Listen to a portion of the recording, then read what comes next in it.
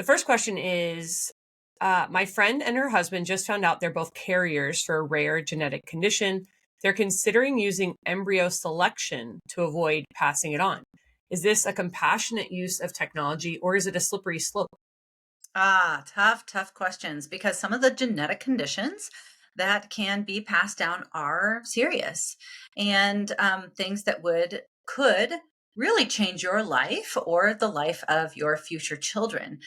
It's hard to address what those are because there's so many different options. There's so many different ways. Some severe, some not so severe.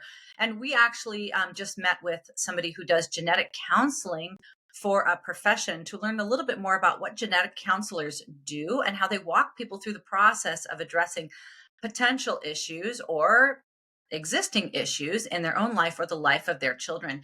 So number one, I would say if they have not already, go talk to a genetic counselor. Really study what it is that is the likelihood of this genetic condition, what the genetic condition would mean if they had a child born through it, and do some preparation around that. But do we use embryo selection for that kind of decision making? I mean, what that would really look like is extracting her eggs. Maybe they get 10 and then fertilizing 10 of them with his sperm, and then evaluating those 10 embryos to see whether or not some of them are carriers and some of them are not carriers for that genetic issue. And then let's say that two of them were indeed carriers. Well, you're not healing those two. You're not working to use some kind of gene therapy to eliminate that genetic condition. You're going to eliminate the children with that genetic condition.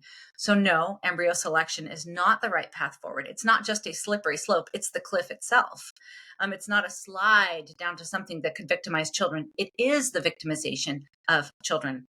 So, you really do. I think your friends should do some serious research about this, really understand the risks or the changes or the adjustments that they would have to make if they had a child with this kind of condition. Sometimes it's not as bad as you think.